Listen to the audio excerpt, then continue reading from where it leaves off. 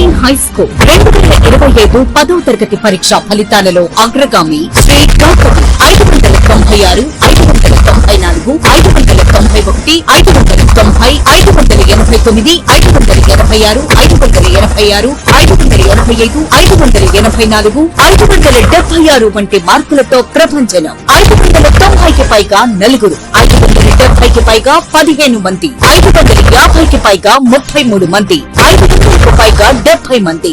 ప్రతి ఇద్దరిలో ఒకరికి 500 మార్కులు. ఈ విద్యా సంవత్సరం నుండి lecturers JEE NEET foundation academy ఎందరినో ఇంజనీర్స్ మరియు డాక్టర్స్ గా తీర్చిదిద్దిన అధ్యాపకులే వ్యవస్థాపకులుగా నడపబడుతున్న విద్యా సంస్థ Shri Gautami high school. Audio visual classrooms, artificial intelligence and coding బోధించటకు ప్రత్యేక కంప్యూటర్ ల్యాబ్, బాలబాలికలకు వేరువేరుగా హాస్టల్ వసతి కలదు. అడ్మిషన్లు జరుగుతున్నవి.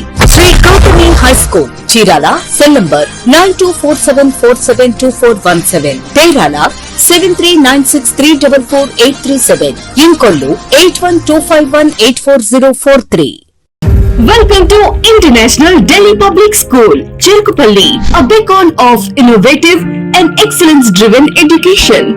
Our air-conditioned classrooms feature digital smart boards for a cutting-edge learning experience, complemented by a low student-teacher ratio of 20:1 to ensure personalized attention. We excel in integrated IIT, NEET and Olympiad training, supported by our diverse and expert faculty from across India. Our campus boasts state-of-the-art labs, an indoor sports arena, an extensive array of outdoor activities, a unique ISRO-certified space lab, and AP's first 18-course mini golf.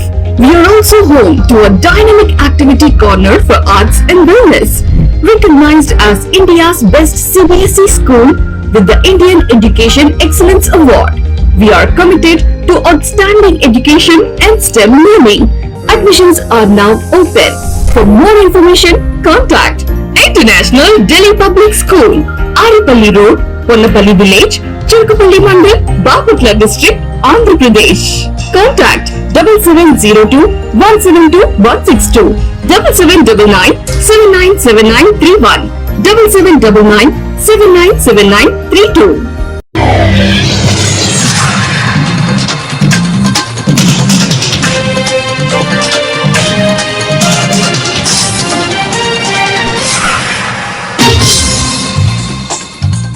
నమస్కారం, city news కి స్వాగతం. ఈనాటి వార్తా విశేషాలు. పరుచూరు నియోజకవర్గంలో పేద వర్గాల వైద్య అవసరాలకు ఆర్థిక భరోసాగా నిలిచిన ముఖ్యమంత్రి సహాయ నిధి ఆరోగ్య సమస్యలతో బాధపడుతున్న పేద కుటుంబాలకు ఆర్థిక సాయం అందించేందుకు ప్రభుత్వం తీసుకుంటున్న చర్యలు ప్రశంసనీయమని స్థానికులు అభిప్రాయపడుతున్నారు. ఈ క్రమంలో పరుచూరు ఎమ్మెల్యే శ్రీ ఏలూరి సాంబశివరావు క్యాంపు కార్యాలయంలో ఏర్పాటు చేసిన కార్యక్రమంలో 32 మంది లబ్దిదారులకు మొత్తం 37,39,469 చెక్కులు స్వయంగా అందజేశారు. చక్రవర్తి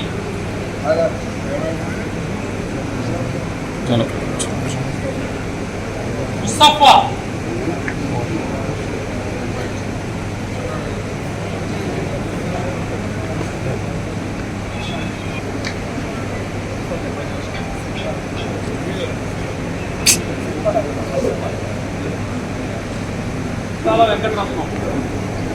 వెంకటరమణ తీసుకున్నాం.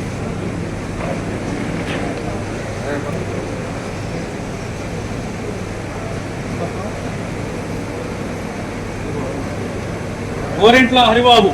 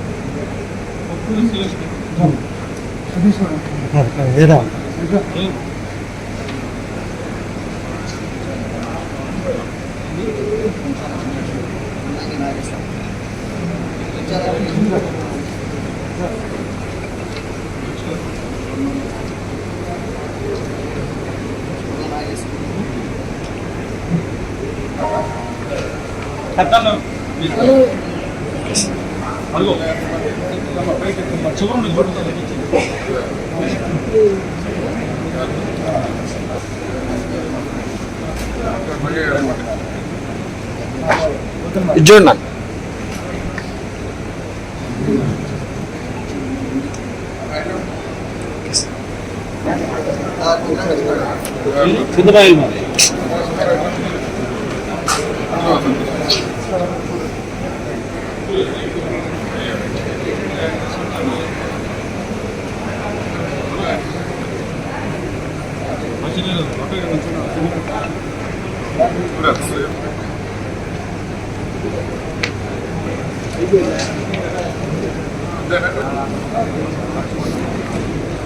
మాటూరు పట్టణంలో లక్కీ హెచ్పీ పెట్రోల్ బంక్ ప్రారంభం జరిగింది. ఈ కార్యక్రమంలో ముఖ్య అతిథిగా పాల్గొన్న పరుచూరు నియోజకవర్గ ఎమ్మెల్యే ఏలూరి సాంబశివరావు ప్రారంభ ఘటనను ముగించి బంక్ ప్రారంభించారు. ఈ సందర్భంగా స్థానిక ప్రజలు పెద్ద ఎత్తున హాజరై ఎమ్మెల్యేకు ఘన స్వాగతం పలికారు.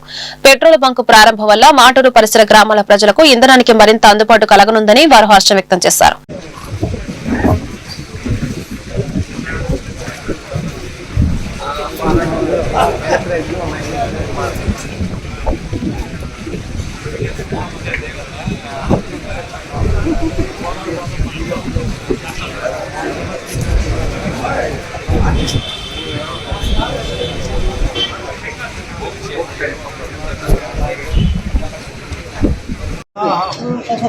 మధ్యలో గ్యాప్ కొంచెం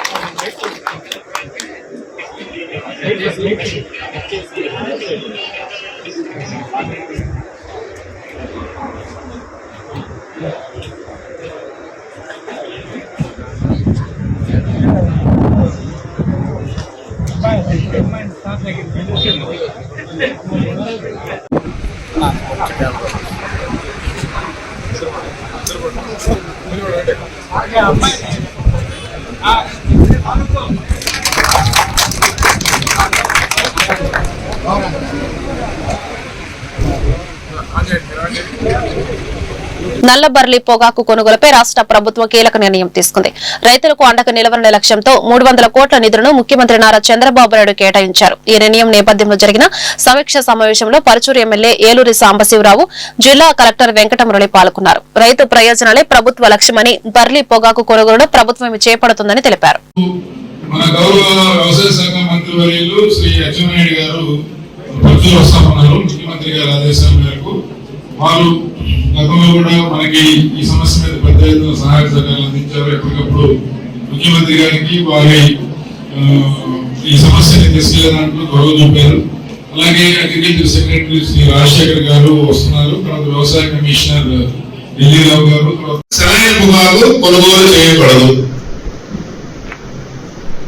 అంటే సాధారణంగా ఈ ప్రాంతంలో ఉండే భూముల్లో ఎక్కువ చౌడు శాతం ఉంటాయి కొన్ని భూములు.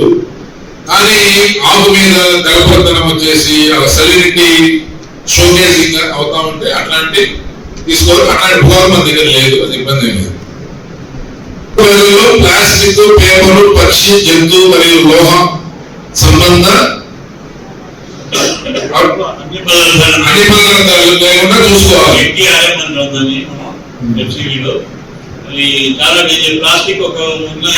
ప్లాస్టిక్ ఉంటే చాలా అసలు అయిపోతుంది. ప్లస్ శుభ్రమైన పరిపక్వతతోనే అది ఉంటుంది. ఇది చాలా ఇంపార్టెంట్. ఎవరైనా సరే రైతు ఇంకా కొంచెం బెటర్ గా చక్కగా మీరు మంచి ఒక రకమైన పొగాకును పండిస్తుంటారు రైతులు. ఇంత సంవత్సరం ఎక్కడెక్కడో సమస్యలు వస్తూ ఉన్నాయి.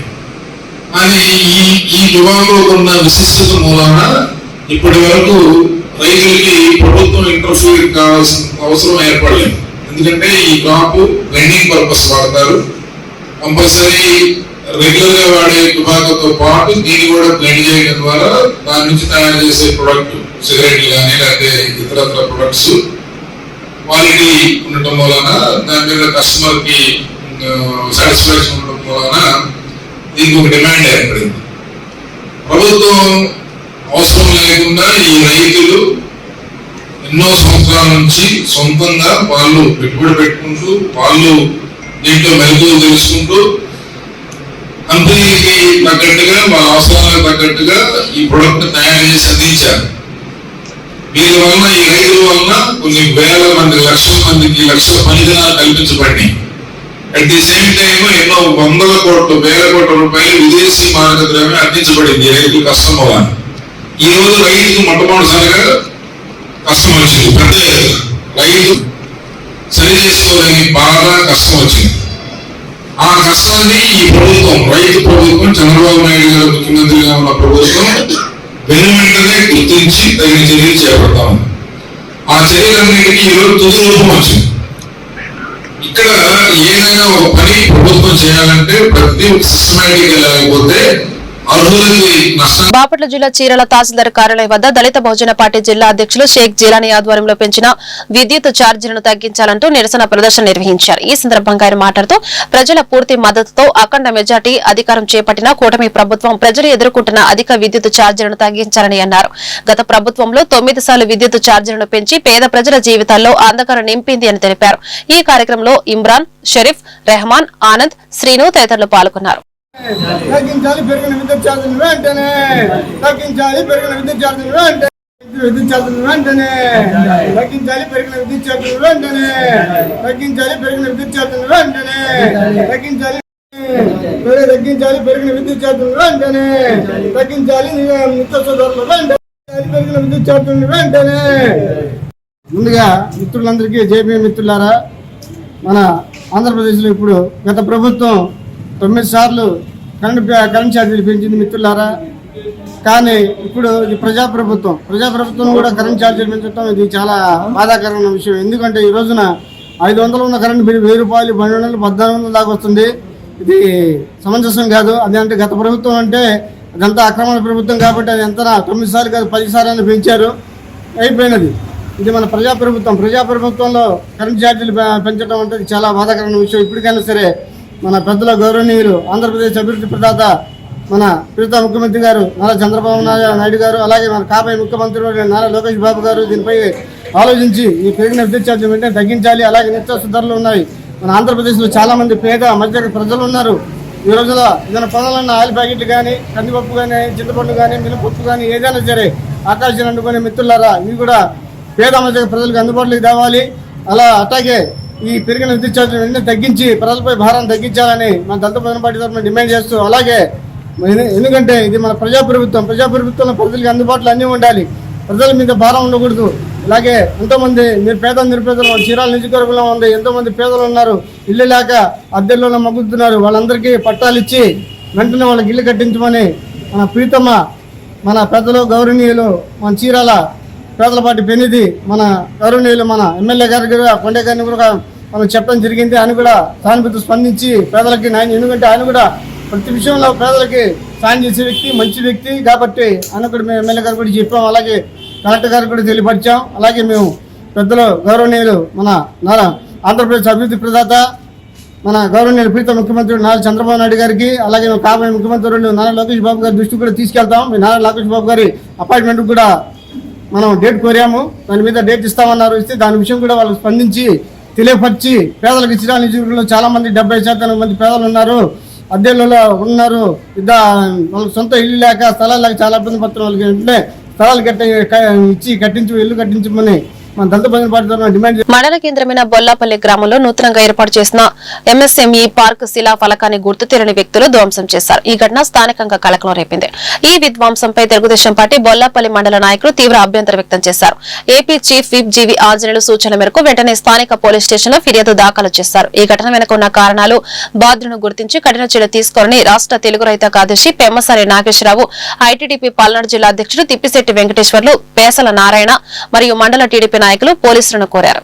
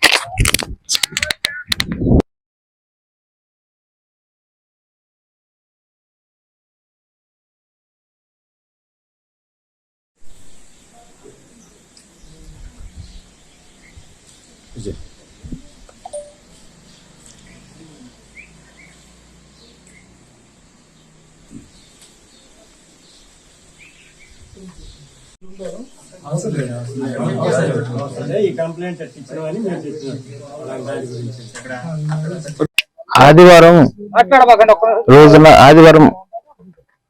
రోజున ఎవరో గుర్తు తెలియని వ్యక్తులు బొల్లాపల్లి మండలంలోని ఏపీఐఏసి సంబంధించిన కేటాయించిన 70 ఎకరాలలో ఉన్న శిలాఫలకం ధ్వంసం చేసినారు. దానిపై బొల్లాపల్లి మండలం సంబంధించిన సీనియర్ నాయకులు అందరూ వచ్చి కంప్లైంట్ ఇచ్చున్నారు. ఆ ఫిర్యాదు మేరకు నేను మా పోలీస్ డిపార్ట్మెంట్ వాళ్ళందరూ వచ్చి ఎంక్వైరీ చేస్తున్నాము.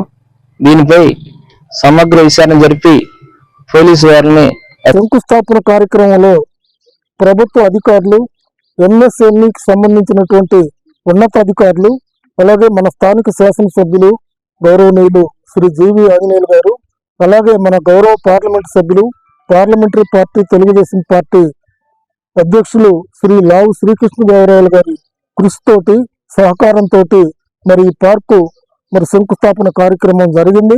ఆ కార్యక్రమంలో మరి ఎంపీ గారు శ్రీ లావు శ్రీకృష్ణదేవరాయలు కూడా పాల్గొని మన వెనుకబడిన ప్రాంతంలో ఉన్నటువంటి నిరుద్యోగ యువతీ యువకులందరికీ ఈ పార్కు ద్వారా, ఈ పరిశ్రమల ద్వారా కొంతమందికి ఉద్యోగ అవకాశాలు కల్పించాలని ఆలోచనతోటి ఏర్పాటు చేసినటువంటి ఈ కార్యక్రమంలో మరి అందరూ పాల్గొనటం చాలా సొంతంగా వైఎస్ఆర్ పార్టీ అధ్యక్షుడు జగన్మోహన్ రెడ్డి జరిపిస్తున్నటువంటి అల్లర్లో భాగంగా బొల్లాపల్లి మండల హెడ్ క్వార్టర్లో కూడా ఇటీవల ప్రభుత్వ అధికారులు, గౌరవ శాసనసభ్యులు, ప్రభుత్వ చీఫ్ జీవి ఆంజనేయులు గారి నేతృత్వంలో జరిపినటువంటి శంకుస్థాపన శిలాఫలకం ఎంఎస్ఎంఈ పార్కు 70 ఎకరాల్లో శంకుస్థాపన చేసినటువంటి శిలాఫలకాన్ని వైసీపీ దుండగులు మరి నాశనం చేసినటువంటి పరిస్థితి ఈరోజు మనం చూస్తా ఉన్నాం. ఒక పథకం ప్రకారం గ్రామ స్థాయి నుంచి రాష్ట్ర స్థాయి దాకా అల్లర్లు సృష్టించాలని ఆలోచనతోటి వైఎస్ఆర్ పార్టీ పెద్దలు మరి ఏర్పాటు చేసినటువంటి పథకంలో భాగమే అని చెప్పి మరి అందరం కూడా తెలుసుకోవాల్సిన అవసరం ఉంది. మరి వెనుకబడిన ప్రాంతం బొల్లాపల్లి మండలం దగ్గరికి వెళ్ళి చూసి రావడం జరిగింది. అది కావాలని పెద్ద పెద్ద బండలతోటి గడ్డపారలు ఉపయోగించి దాన్ని కక్షపూరితంగా పగలగొట్టారని మనకు అర్థమవుతా ఉంది. ఇది పగలగొట్టి ఆ రేకు కూడా పక్కన పడేసి దాని మీద ఒక బండతోటి, రాయితోటి వైఎస్ఆర్ అని ఒక గీతలు కూడా రాశారు. ఇది కావాలని చేసిన పనే ఇది. ఇప్పుడు కంప్లైంట్ ఇవ్వడం జరిగింది పోలీస్ స్టేషన్లో. పోలీస్ డిపార్ట్మెంట్ వాళ్ళు దీన్ని ఎంక్వైరీ చేసి దోషుల్ని కఠినంగా శిక్షించాలని తెలుగుదేశం పార్టీ తరఫున బొల్లాపల్లి గ్రామంలో మరి సీఎం చంద్రబాబు గారు ఎంతో ప్రతిష్టాత్మకంగా ప్రతి నియోజకవర్గంలో ఒక పారిశ్రామిక వాడిని ఏర్పాటు చేసి దాంట్లో నిరుపేదలందరికి కూడా ఏదో ఒక ఉపాధి కల్పించి వాళ్ళందరినీ కూడా అభివృద్ధి చేయాలన్న ఉద్దేశంతో అందులో భాగంగా మరి బొల్లాపల్లిలో కూడా ఏర్పాటు చేయడం జరిగింది. అభివృద్ధిని కాంక్షిస్తూ ఇక్కడ ఏర్పాటు చేసిన దాన్ని మరి అభివృద్ధి నిరోధకులు అనుకునే దొంగ ముఠా ఒకటి ఉంది. ఎక్కడ అభివృద్ధి జరగకూడదనే ఆలోచనతో మరి బొల్లాపల్లి గ్రామంలో గుర్తు తెలియని దొండగులు మరి ఆ శిలాఫలకాన్ని ధ్వంసం చేయడం జరిగింది. బొల్లాపల్లిలో అభివృద్ధి జరిగిందంటే తెలుగుదేశం ప్రభుత్వంలోనే జరిగింది, కానీ మరి వైఎస్ఆర్ టైంలో కానీ అంతకుముందు కాంగ్రెస్ టైంలో కూడా ఈ బొల్లాపల్లిలో చేసిందేం లేదు. చేత అయితే ఈ వార్తలు ఇంతటితో సమాప్తం. నమస్కారం.